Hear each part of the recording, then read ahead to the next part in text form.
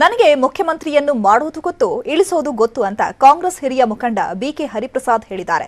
ಯಾರ ಹೆಸರನ್ನು ಹೇಳದೆ ಬಿಕೆ ಹರಿಪ್ರಸಾದ್ ವಾಗ್ದಾಳಿ ನಡೆಸಿದ್ದಾರೆ. ಮಂತ್ರಿ ಹಾಗೂ ಮುಖ್ಯಮಂತ್ರಿ ಬಳಿ ನಾವು ಕೈಚಾಚಲ್ಲ. ಕಾರ್ಕಳದ ಕೋಟಿ ಚೆನ್ನಯ್ಯ ಪಾರ್ಕ್ಗೆ 5 ಕೋಟಿ ಕೇಳಿದೆ, ಕೊಡ್ತೀನಿ ಅಂತ ಹೇಳಿದ ಸಿದ್ದರಾಮಯ್ಯ ಕೊಡ್ಲಿಲ್ಲ. ಮಂಗಳೂರು ವಿವಿಯಲ್ಲಿ ಗುರುಪೀಠ ಸ್ಥಾಪನೆಗೂ ಹಣ ಕೊಟ್ಟಿಲ್ಲ. ರಾಜಕೀಯವಾಗಿ ಅವರು ನನಗೆ ಸಹಾಯ ಮಾಡಕ್ಕಾಗಲ್ಲ, ನಾನೇ ಅವರಿಗೆ ಸಹಾಯ ಮಾಡಬಹುದು ಅಂತ ಬಿಕೆ ಹರಿಪ್ರಸಾದ್ ಹೇಳಿದ್ದಾರೆ. ಈಗಾಗಲೇ 5 ಜನ ಸಿಎಂ ಮಾಡೋದ್ರಲ್ಲಿ ನನ್ನ ಪಾತ್ರವಿದೆ.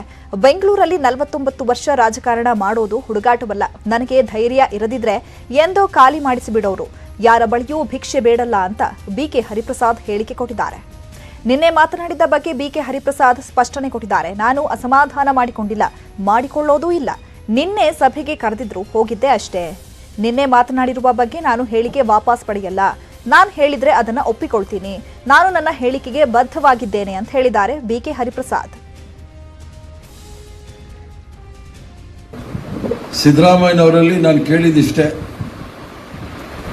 ಉಡುಪಿ ಜಿಲ್ಲೆ ಕಾರ್ಕಳದಲ್ಲಿ ಕೋಟಿ ಚೆನ್ನೈ ಥೀಮ್ ಪಾರ್ಕ್ಗೆ 5 ಕೋಟಿ ರೂಪಾಯಿ ಕೊಡಿ ಅಂತೀವಿ.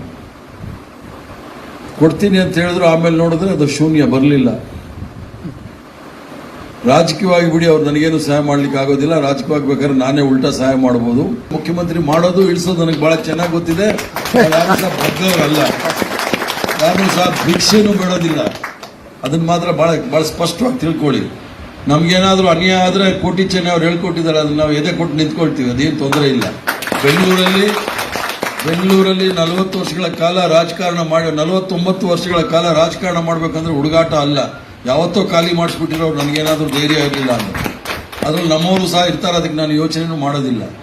ನಮ್ಮವ್ರನ್ನ ನಾನು ಯಾವತ್ತೂ ಸಹ ಜಾತಿ ಹೆಸರಲ್ಲಿ ರಾಜಕಾರಣ ಮಾಡಿದವನ್ನ ಉಪಯೋಗ ಮಾಡ್ಕೊಂಡವನು ಅಲ್ಲ.